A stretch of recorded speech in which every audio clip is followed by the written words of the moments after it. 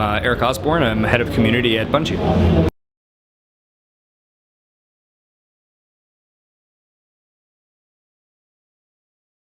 Yeah, so we actually didn't start out with sci-fi with Destiny. We sort of explored a lot of fantasy genres, and we're trying to really figure out how we could do something that felt new and fresh for us.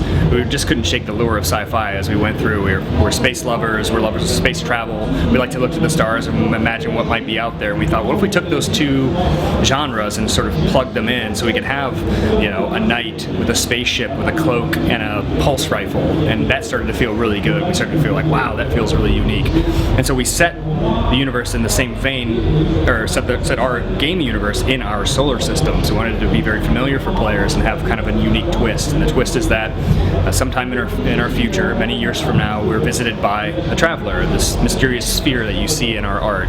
And it changed our solar system and made our worlds inhabitable. And we left, and we had this great golden age where we went to the moon and built structures, we went to Mars and built a city, we went to Venus and built an academy, and really experienced this sort of time of miracles. And then something, as we were reaching out, reached back and knocked us down, and the Traveler, using almost all of its power, saved us. And now we occupy this city underneath the Traveler, and we sort of rebuilt back up. For the first time, we're able to leave the city of our walls just as our enemies are coming in, to sort of find out what happened to our civilization, what's out there in the frontier.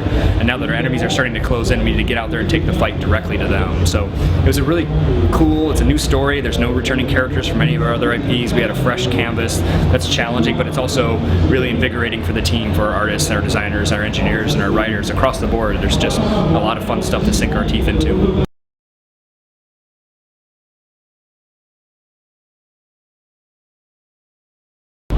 Well, we have this concept of the Traveler who visited us and bestows great power on us. So it's able to manipulate the world. And you might imagine using science, it might be hard to make the terraforming of Mars seem plausible, or atmosphere on the moon. But in our world with the fantasy elements, we're feeling free to play around with that and add some sort of, almost pulpy feel in some respects. And so we don't want to be constrained in this very rigid, very hard sci-fi space. We want to think about, what would a knight look like in this world? What would a gilded suit of armor look like in this world? How do we give somebody something very familiar and very potent, like Earth, and then sort of twist it around and give them some very interesting fantasy looks of what it could look like in our future?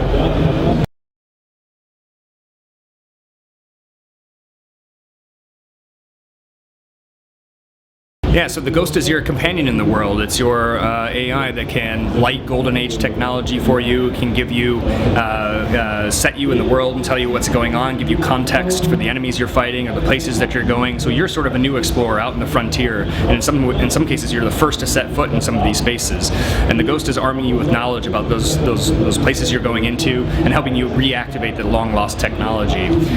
In terms of casting, we're not talking a whole lot about that process, but we always seem to look for people who we respect and we think can bring a really unique voice and a really unique flair to our world. So obviously Peter Dinklage is somebody that we all appreciate. We have a lot of Game of Thrones fans at the studio.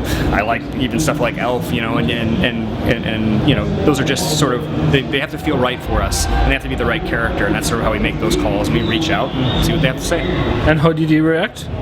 Well, he's doing it, so positively, yeah.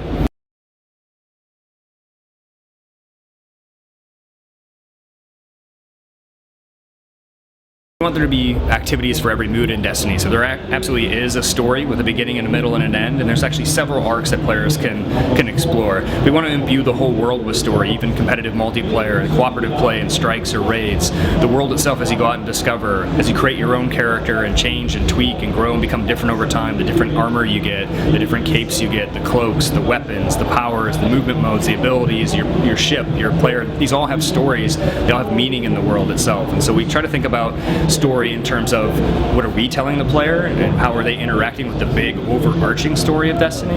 We also try to think a lot about what's the minute by minute, second by second story. What's it like when I go and do a story for the first time by myself and then meet other players and get pulled off into another activity. That's the story of 90 minutes of a player-driven experience where we go out there and we fight enemies that are fun to fight, go back to the tower with a cargo full of treasure. And those are the sort of stories that we're really trying to lean into and always sort of have. We want players to be the most powerful actor in our world.